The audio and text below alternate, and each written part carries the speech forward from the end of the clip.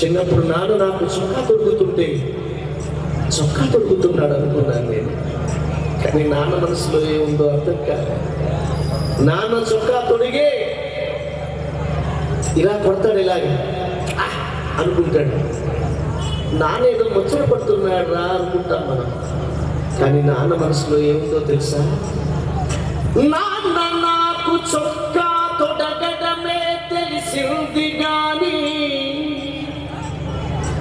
కనిపించని కవచమొకటి కడుతున్నది తెలియలేదు. చెట్టుకేమో విత్తు కొరుడమున్నది తెలియలేదు. మా నాన్న, మీ నాన్న చిన్నప్పుడు మనల్ని పట్టుకుని పైకి ఎగరేసి మళ్ళీ పట్టుకునేవాడు. ఇలా పైకి ఎగరేసి మళ్ళీ ఇలా పట్టుకునేవాడు. మనం ఏమనుకునేవాడు అంటే నాన్న ఆడుకుంటున్నాడు రా అనుకున్నాం. కానీ నాన్న మనల్ని పైకి ఎగరేసినప్పుడు నాన్న మనసులో ఏ భావం ఉందో తెలుసా మీకు? ముద్దులాడి నన్ను పైకి ఎగరేయుట తెలుసు గాని, ముద్దులాడి నన్ను పైకి ఎగరేయుట తెలుసు గాని. ఆడుకుంటున్నాడు అనుకున్నాను నాన్న. నాన్న మనసులో ఏముందో అర్థం కాదు. ముద్దులాడి నన్ను పైకి ఎగరేయుట తెలుసు గాని తన కన్నా ఎత్తున నిలబెడుతున్నది తెలియలేదు. చెట్టుకేమో విత్తు కొరుడమున్నది తెలియలేదు. చేయి పట్టి నాన్న నన్ను నడిపించుట తెలుసు గాని నడిపిస్తున్నాడు అనుకున్నాను నాన్న. కానీ నాన్న మనసులో ఏముందో అర్థం కాదు. చేయి పట్టి నాన్న నన్ను నడిపించుట తెలుసు గాని నా యాత్రకు శ్రీకారం చుడుతున్నది తెలియలేదు. చెట్టుకేమో విత్తు కొరుడమున్నది తెలియలేదు.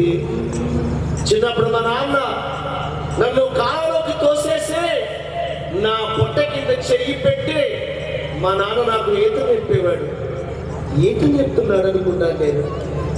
కానీ నేను పాకిస్తాన్లో అల్-ఖైదా వాళ్ళని తారసపడినప్పుడు, ఆఫ్ఘనిస్తాన్లో తాలిబాన్ల దగ్గర ఉన్నప్పుడు 247 మంది తాలిబాన్లు, చేతిలో 47 ఏకేలు, వాళ్ళ మధ్యన నేనున్నప్పుడు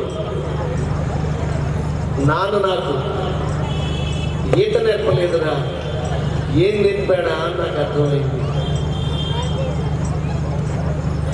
ఈత కొరకు నన్ను నీట నెట్టడమే తెలుసు గాని, ఈత కొరకు నన్ను నీట నెట్టడమే తెలుసు గాని నా తెగువకు ముగ్గు పాలు పడుతున్నది తెలియలేదు. చెట్టుకేమో విత్తు కొరుడమున్నది తెలియలేదు. ఏమి తండ్రి రెంటాల వెంకటేశ్వరరావు గారు రాసిన గజల్. ఏమి తండ్రి రెంటాల కన్నీళ్లను కూడా దాచి. అమ్మ ఏడవడం చూస్తాం మనం, నాన్న ఏడవడం చూడం. అమ్మ ఉత్తిరే చేస్తుంది. ఇంటికి ఆలస్యంగా వెళ్తే అమ్మ గుమ్మం దగ్గర నుంచి కన్నీరు పెట్టుకుంటూ ఇంకా బిడ్డ రాలేదు ఏంటా అని చూస్తూ ఉంటుంది అమ్మ. అమ్మ ఏడవడం చూస్తాం, కానీ నాన్న ఏడవడం చూడం. నాన్నకి కన్నీళ్ళు వస్తాయి పాపం. ఈ పిల్లలకి పెళ్ళిళ్ళు ఎలా చేయాలి? వీడు పెద్ద పెద్ద చదువులు చదువుతానంటున్నాడు, ఎలా చదివించాలి? ఆస్తిని అమ్ముకోవాలా? ఏమి తాకట్టు పెట్టాలి? నన్ను నేనే అమ్ముకోవాలా అని గుర్తు చేసుకున్నప్పుడు నాన్న నిర్వీర్యమైపోతాడు. పాప నాన్నకి కన్నీళ్ళు వస్తాయి. కానీ భార్య ముందు, బిడ్డల ముందు, అమ్మా నాన్నల ముందు నాన్న ఏడవడు. ఈ రాయపూర్ నుంచి బిలాస్పూర్ వెళ్ళే ఒక రోడ్డులో వెలగని ఒక స్ట్రీట్ లైట్ కింద నాన్న తన కారు, స్కూటరు, సైకిల్ ఆపుకుని నాన్న ఏడుస్తాడు. కళ్ళమ్మంతా కళ్ళు నీళ్ళే, కట్టి నిండా నీళ్ళే. నాన్నకి కన్నీళ్ళు వస్తాయి. అమ్మ అయితే కన్నీళ్ళు ఎలా పుడిచేసుకుంటుంది. నాన్న కదా కన్నీళ్లను కూడా వృధా చెయ్యడు. ఆ కళ్ళల్లో వచ్చిన కన్నీళ్ళని మళ్ళీ తనలోనే ఇంకేలా చేసుకుంటుంది. ఆ కన్నీళ్ళని మళ్ళీ తన శరీరంలోకి పంపించుకుని తన బిడ్డల కోసం ఎలా కష్టపడతాడో తెలుసా నాన్న. ప్లీజ్, ఇక్కడున్న ప్రతి తండ్రికి నేను చెప్పేది ఏంటంటే, మీ పిల్లలకి మీ స్టోరీ చెప్పండి. మా అమ్మాయిని అడిగా సంస్కృతిని, వివేకానందని చూపించి ఈజ్ మై హీరో అని చెప్పాను. 10 నిమిషాల తర్వాత మా అమ్మాయి ఒళ్ళో కూర్చుంది. నీకు నచ్చిన హీరో ఎవరమ్మా అన్నా. నువ్వే నాన్న అని చెప్పింది మా అమ్మాయి. ఎందుకమ్మా అన్న. నాన్న నువ్వు పాకిస్తాన్ వెళ్తావు, ఆఫ్ఘనిస్తాన్ వెళ్తావు, ఎంతో ధైర్యంగా అనిపిస్తావు నాన్న, నువ్వు ఇవాళ నా హీరో నాన్న అని చెప్పి. మన పిల్లలు నీకు నచ్చిన నటుడు ఎవర్రా అంటే ఎవడో సినిమా వాడి పేరు చెప్పచ్చు, కానీ నీకు నచ్చిన హీరో ఎవర్రా అంటే మన పేరు చెప్పకపోతే మన పిల్లలకి సరిగ్గా మన గురించి చెప్పట్లేదన్నమాట అనిపిస్తుంది. ఎందువల్ల అంటే మీరు కూడా పెద్ద బాహుబలి అని నా ఉద్దేశం. ఎంత కష్టపడతారో, ఎక్కడి నుంచి జీవితం ప్రారంభిస్తారు మీరందరూ. ప్రతి నాన్న ఇక్కడ చెప్పండి, ఎంత కష్టపడి చదువుకున్నారో చెప్పండి మీ పిల్లలకి. ప్రతి పైసా ఎలా దాచుకుంటున్నారో చెప్పండి. ఎన్ని త్యాగాలు చేశారో మీ పిల్లలకి చెప్పకపోతే వాళ్ళ సెల్ ఫోన్లో మీ ఫోటోలు కాకుండా ఎవరు సినిమా వాళ్ళ ఫోటోలు ఉంటాయి. Please use your real hero. ప్రతి నాన్న రియల్ హీరో.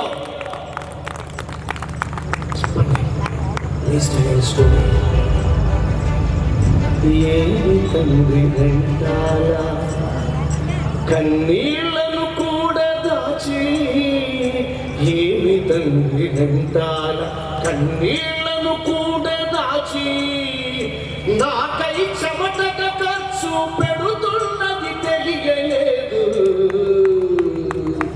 చెట్టుకేము విత్తుకు రుణమున్నది తెలియలేదు. నా జీవం నా సారం, నా జీవం నా సారం చీల్చి చూసుకుంటే కానీ. దాని నుంచి మిమ్మల్ని అడుగుతున్నా, చప్పట్లు కొట్టండి. మీరు చప్పట్లు కొట్టేది నా గురించి కాదు. ఒక మామిడి పండు తింటూ ఉంటే మామిడి పండు బాగుందరా అన్నప్పుడు మామిడి పండు ఇచ్చిన చెట్టును తలుచుకోవాలి. మీరు చప్పట్లు కొడితే నా కోసం కాదు. 90 ఏళ్ళున్న మా నాన్నకి, 86 ఏళ్ళున్న మా అమ్మకి మీరు చప్పట్లు కొడుతున్నారు అనుకుంటాను నేను. ఏమి తండ్రి వెంటాల నా జీవం నా సారం, నా జీవం నా సారం చీల్చి చూసుకుంటే కానీ నాన్నగిలా నేనై జీవిస్తున్నది తెలియలేదు. చెట్టుకేమో విత్తుకు రుణమున్నది తెలియలేదు. నాకేమో నాన్న విలువ ఎంతన్నది తెలియలేదు.